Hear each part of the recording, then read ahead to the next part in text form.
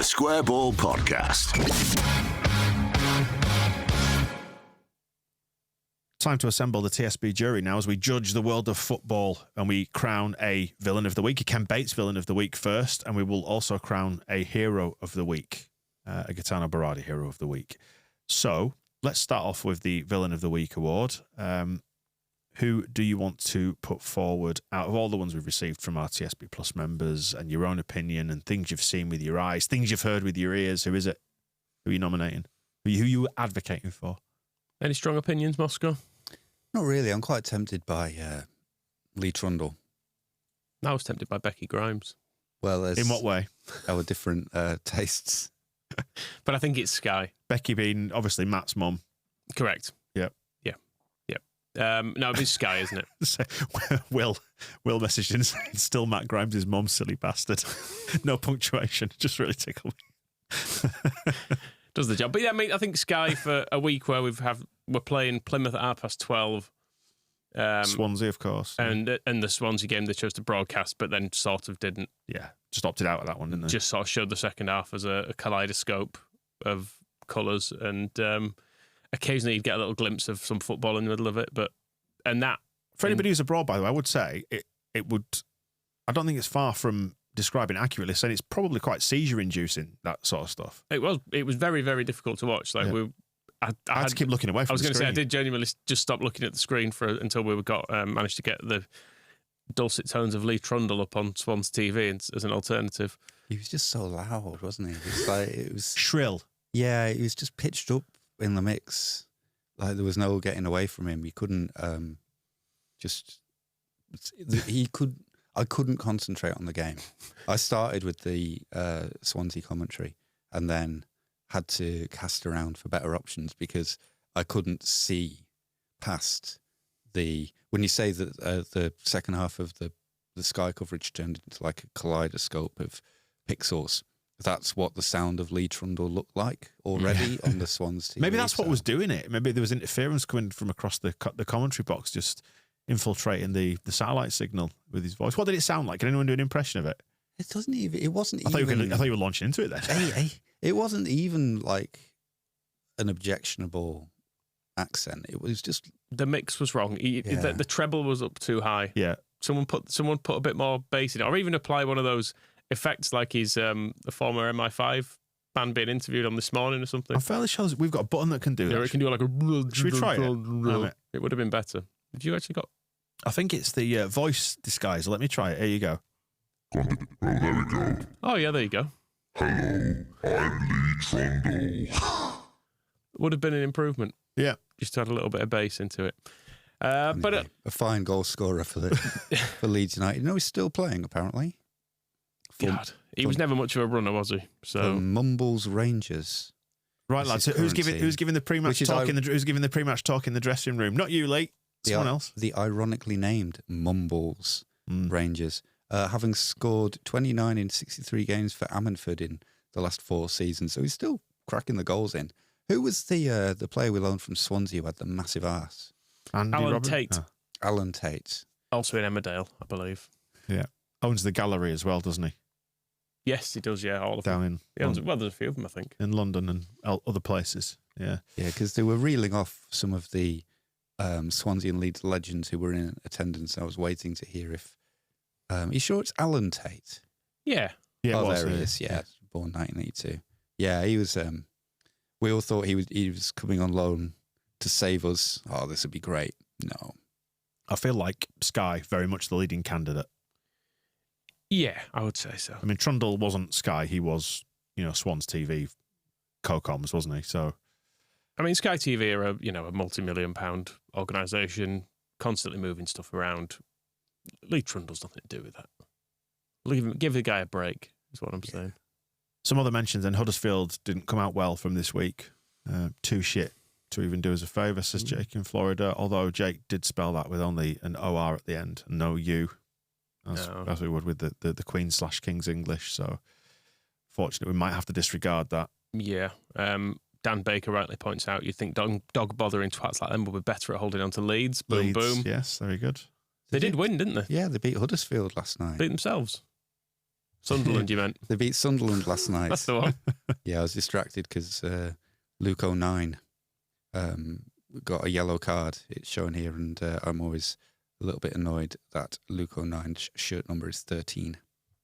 Feels like a missed opportunity because they could save so much on the cost of printing a shirt if they just put O and then an apostrophe and then the number 9. Speaking of Huddersfield, Spelled differently though. Andy Madley gets a mention by a few people for comedy reffing. Particularly, I think this is with reference to Rotherham, isn't it? Yeah.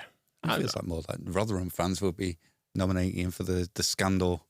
What was it that the cheat with number 9 on his back is what the Rotherham Advertiser report described our Patrick as. They were not impressed by Andy Madley letting that go. In fact, let's nominate Pat Bamford because goal. His warm-up routine gets picked out by David St. Hubbins saying his warm-up regime was wrong, obviously, because it caused him to be injured. But we won 4-0, so... Yeah, it wasn't the cheat. It was the con man with number 9 on his back. Some of the highlights from that report, these were in the Daily Email on Monday, so some people have already had this, but where is it now? It's worth finding. We've already heard reports of people going to his house. If he's being labelled a con man, is someone going to get around there and stick a foot in his door and ask him why you sold those adjustable beds to those old people and didn't deliver them? Lynn Foldswood yelling at him about chlorofluorocarbons. Is it not Dom Littlewood these days who's on the BBC? I think it's Roger Cook. Right. We'll be around there sharpish. Right. Why can't I find... Speak amongst yourselves while I find this... Few of the nominations anyway. Lee Peltier, Tom nominates him, saying he used to email me all the time, inviting me to Ellen Road, but not had one for years. Yeah. Which is a bit rude. What's he ghosting Tom for? Exactly. Farker, by an unnamed person. But this has got to be a cheap shot. This is definitely a cheap shot. Given that we're on like a 7-game winning run and we've only conceded 1 goal in that time. Saying he resents anyone scoring a hat-trick, which is why he keeps taking people off when they've got 2. Oh, right. He didn't want Ruter to score either, did he? And I think he sensed he might, so we got him off too. Yeah. Just to keep him in his place. I can now take us back. So it's the Rotherham Advertiser reporter, Paul Davis, leading with the fact that the ticket prices obviously were part of this because there wasn't a reciprocal pricing for the away fans because Rotherham wouldn't agree to it. So it was 45 quid to watch an act of cheating put the Championship's bottom place club behind in a contest that they were hardly likely to win anyway. 45 quid to see the perpetrator shamelessly highlight how he had duped the match officials as he celebrated with the home support. 45 quid to observe him sharing a light-hearted moment with one of those officials after the final whistle. Fair play to the 611 followers who still made it across the M1, up the M1, surely, rather than across. That's dangerous. And don't cross the M1, kids. Don't play on motorways. Rather than be one of the thousands who, quite justified thousands, opted to give this Yorkshire derby a miss. They weren't bringing thousands. Fair play. That's something that was alien to Leeds United's Patrick Bamford at a packed Elland Road on Saturday. The con man with number 9 on his back broke the deadlock early and then, just as he'd done in the process of scoring, led with his elbow as he ran to the Leeds fans. So that does highlight, though, the reason I would nominate Bamford is that he told everybody, I was in here straight after the game going, there's not an angle. And I still don't think, I've looked at all the angles and even the one where you can see it hitting his arm, I'm not convinced that it's not shoulder enough. It's not. Or is it like a ventriloquist with a false arm? You know, the real one's up the puppet. There's clearer footage of the grassy knoll. It's difficult to get right down to exactly what has happened. But it's easy when Pat goes, yeah, it hit me arm. Shut up. Another way to going over, especially don't tell the referee. Another way to look at this. 611 tickets sold at 45 quid is about £27,500. I like to think that every single penny that they paid went into Pat Bamford's pocket. It's probably about right for that week. So well deserved. Buy him a new shirt after he's worn the elbows out on that one because the ball keeps bouncing off it. Well, we're going through cheap shots as well, and on Rotherham, Will quite rightly nominates Liam Richardson. What kind of spelling is that? Yeah, because he's Liam, L-E-A-M. Like Liam. Liam. Yeah. Big Leeds fan though. No, that's true. We are knocking one of our own in that, Fine. In that But case. it's a cheap shot, though. I mean, there's no, Yeah. no two ways about that. I mean, taking a shot at Farker is a cheap shot under the circumstances. Same with Jordan Hugil. Who Guile? That's more than a cheap shot because that tackle on, that foul through the back of Rodon didn't get as much mention. If you want to talk That should have been a about, red, shouldn't it? £45 to watch that. Yeah, to watch Jordan. To watch a bricklayer tackling a footballer. No offense to bricklayers, by the way. Right. But I'd take a bricklayer over Jordan Hugel. Uh, Although Farker did sign Stewie him, Dallas didn't is a brick man, and he was doing a brick man, is that what you call him? Doing the brick stuff. I'm after an extension. What am I going to need? A brick man. A brickman. Brickman. I've just gone to the old phone book. Gary Brickman. What do you mean you work in insurance? Come on. Don't give me that shit. Imagine trying to explain a phone book to the kids, by the way. Yeah, no. All the numbers. in a All the big numbers book. with your addresses. Very strange setup. The villain of the week, then. It's got to be Sky TV, yeah? Yeah, I think so. Easy they've had a peasy. bad time. Unless there's any reports of Becky Grimes glassing any Leeds fans or anything, because she was so furious about it. But Heard nothing about that. I've not heard anything, so she's probably been fine for the most part. Well done. Thanks. Cheers, Becky. Right, as we head over towards the Katana Brady Hero of the Week, quick check-in on the scores for the last couple of games. Rotherham, Cree Somerville, man of the match, 8.7 out of 10, scored by our TSB Plus members. Gruev, second. Georgie, I can't stop thinking of him as the Gruffalo now. the Gruffalo. That's Great. fine. It's great. Mouse took a stroll through the deep dark wood. Georgie, Ilya, and Crescencio all scoring over 8. Onto Swansea. Farker actually came out top scorer there. Obviously, he's not a player, but Unnecessarily high, just saying. Even I could have said, just knock it over the top of that really slow defence that stood on the halfway line. yeah, Really, really obvious. yeah. All the lowest scorers are just against the usual story. Subs all floating around 6. Top scorers: Willie, 8.58. Cree, Archie, Georgie, all knocking about 8. Somerville out in front still then for the Player of the Year at the minute, with Rodon close behind, Ampadu as well, and Georgie is now inching ever closer. So yeah, it's reflective of what's happening, isn't it? Right. I feel Gruev is a bit harshly dealt with in this list because he had a lot of like 5s and 6s early in the season because he played a lot of substitute appearances that were, Yeah. you know, But you know what the a few minutes. solution to that is just be better. Well, Just be better at your job. there's only so much you can do, isn't there, in 5 minutes? Yeah, I think there's also Speak for yourself. a story to be told about the Gruffalos average being 6.15. No, because that's who you're talking about. Wilf Nyonto's average being 6.15 for the season. And then against Swansea, he's suddenly 8.58 out of 10. The first time he's broken 8 this season. I think it's only the last couple of games that he's got above a 7 because even in previous games when he's maybe done all right, I think he has been getting marked a little bit down for being a sullen little once-away wanker. But it does feel like everyone's kind of But that's shaking that's the cross he's got to bear, Moscow. shaking the dust out of all of that stuff. And yeah, so player of the match against Swansea with a Crescencio Somerville-esque score. What's Somerville's average for the season? So yeah, Somerville's average is 7.36, and then Nyonto's coming in at Swansea with a whole, what is it? It's a 1 and a bit more. A lot of work for Jed Spence to do to get up from 5.73 out of 10, I feel. And Cody Drama probably up against it as well. Right. Hero of the week, then. Our candidates. Anybody want to step up to the plate and nominate someone? Who do you want to go for? Pat Bamford's nipple is a strong shout from Pat Bamford's stretchy nipple, actually, who nominates Pat Bamford's right nipple for its ability to elongate like Pinocchio's nose to poke the ball in, Right. which I was quite taken by as an image. Yep. Yeah. Sexy.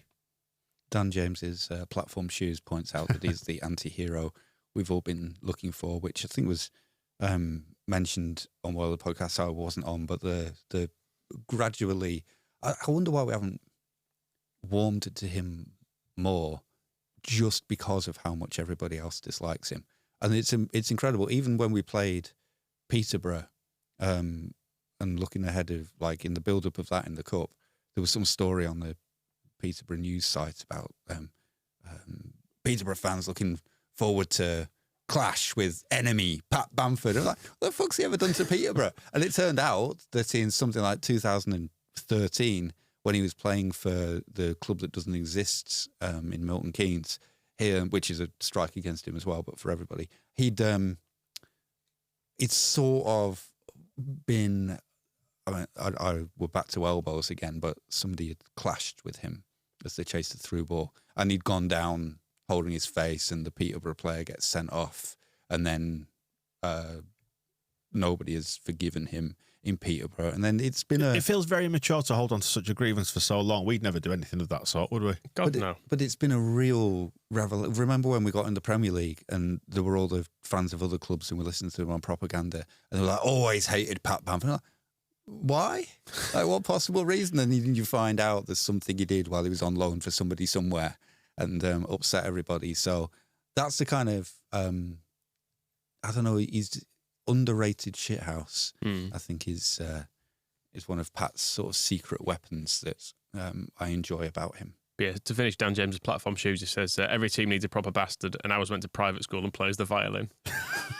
It's the perfect storm, isn't it? It's like he's almost calculated to wind people up, and it's even so the villain nomination I was giving him for scoring a beautiful shoulder ball, but then telling everybody it was a handball. It's like he's just great at just pushing everybody's buttons, and I hope he has a good time, and I hope his knee's all right, and I hope his house is also fine and not invaded by outsiders at the minute, because that was bad.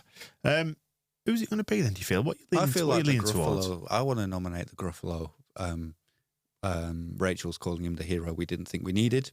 Turns out there is such a thing as a midfielder as good as Ampadu, and I'm just enjoying him. Yeah, he's been brilliant particularly for a while. When the Gruffalo popped into my mind. That was quite a good, I'll remember that and I'll say it out loud somewhere, and then other people can enjoy it. It was the Bay Area Whites over in California put the picture, I think it looked like it was AI generated potentially, of the actual Gruffalo, not Ilya Gruffalo, in a Leeds shirt. So you can find that on their socials. I think I might retweet it as well from ours, but yeah, Gruffalo in a Leeds kit.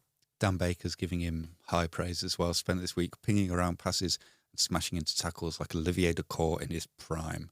The type of player we thought we were getting when we signed a non-entity that is Mark Rocker. I suppose those two comparisons as well, that he's the player we thought Mark Rocker would be, and he's as good as Ampadu. And then I suppose I wasn't thinking about the Dacourt one, but I suppose it counts as well, is good because we didn't know what the hell we were getting when we were signing Grueff. Just thought we're just getting a player, fine.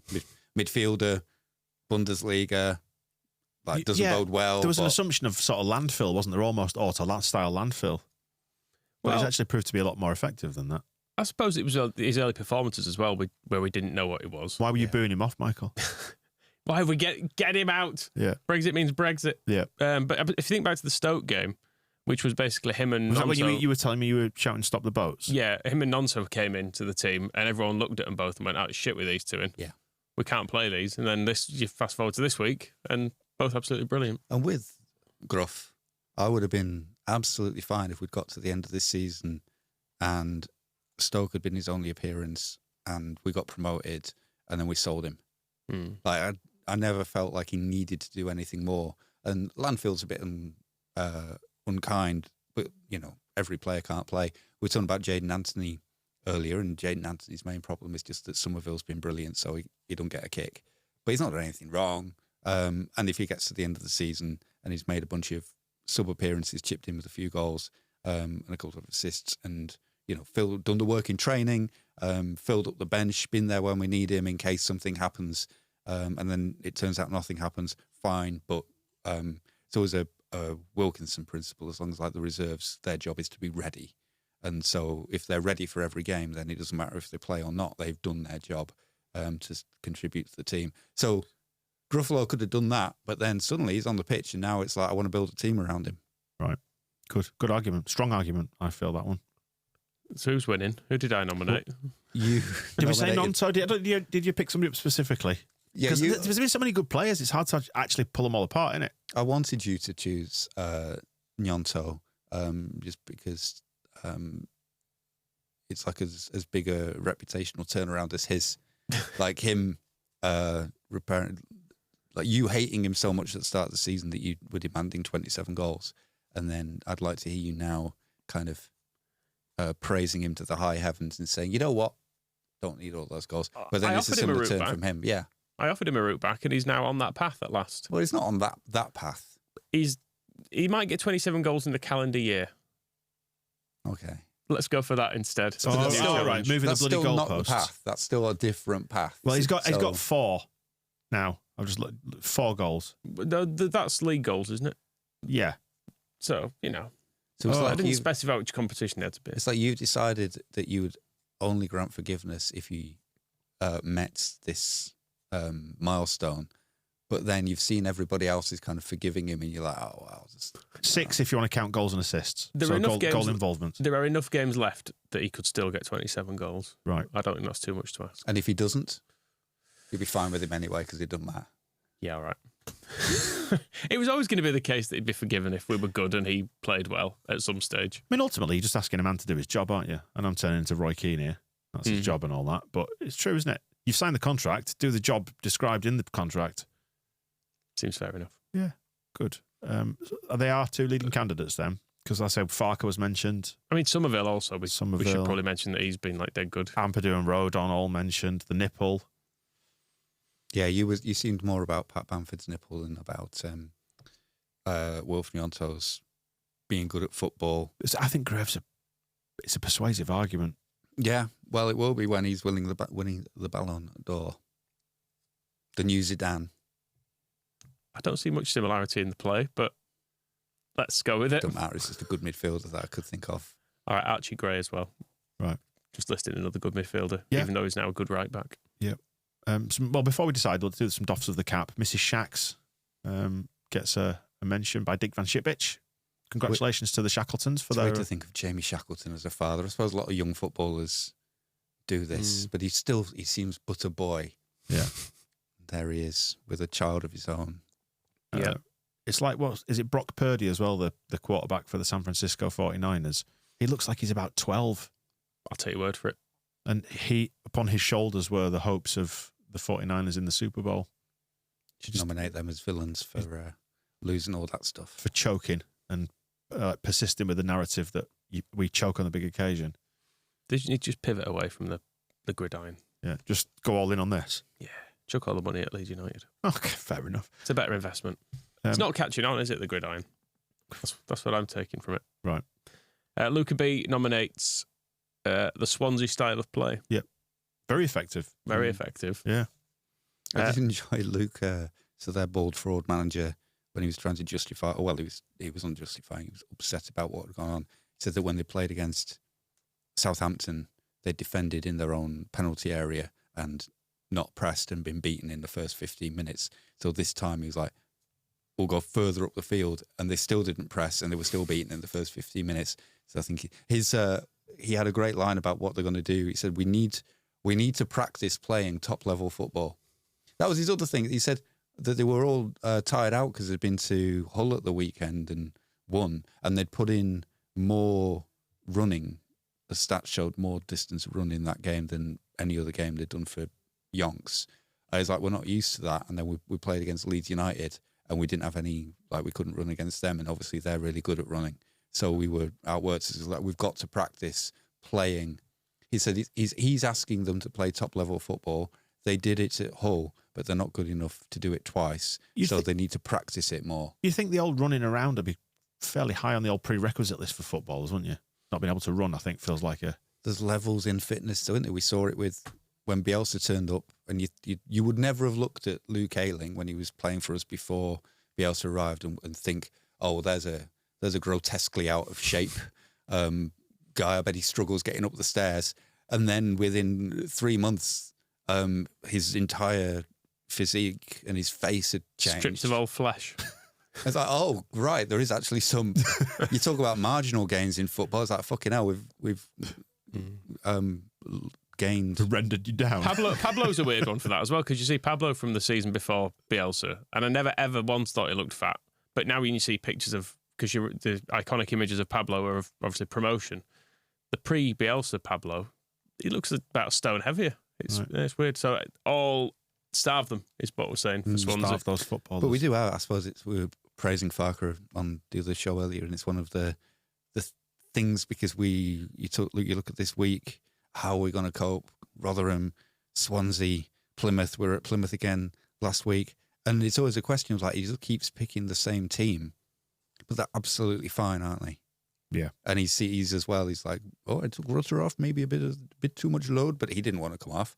And apart from Bamford's knee or whatever's up with his leg is what it is.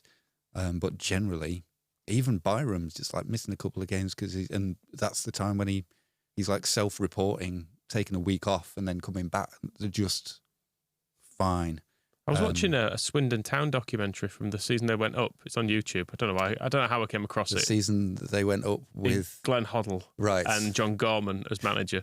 But they're chatting to some of the... So this is for the youth. This is like 1993. Yes, when Swindon got into the Premier League, and then Hoddle went to Chelsea, and Swindon just got absolutely battered for a season. And famously had conceded 95 goals. We went there on the final day of the season and put 5 past them. And I remember pleading, wishing, hoping that would happen because 100 is such a nice round number. Because you hate Swindon that much. Yeah. Sean McGurk, dead to me now. But there was someone in that basically saying if you're in the first team and they're winning, people don't get injured. He said it's only when people are in the reserves or the team's not winning, then you say, oh, I've got a bit of a pull here. I don't want to, I'm not sure about this. And it remains true to this day, I'm sure. Oh, retrospective villainy nomination, as we mentioned on the match ball, Rob mentioned trying to buy a can of Fanta from the garage on the Ring Road. £2.50 was quoted, and he walked away from that. And I'd say, so well done. Doff of the cap to Rob for walking away from that retrospective villainy nomination for the garage on the Ring Road for trying to charge £2.50 for a standard can of Fanta. I thought you were going to have done research and found named and shamed them. I am prepared to drive along every garage on the Ring Road to find out where this was. I'm not sure it would be unique to that garage. Garages in general are a scandal. I used to rely on one that lived near me. We used to go there all the time and pay standard prices for standard sundries. But now if I've forgotten to go to a shop or something, if I'm walking down here, I'd look in, I need a bottle of water or something. I always make the mistake of walking in and I just walk out again. Yeah. It's like, no, I'm not paying that.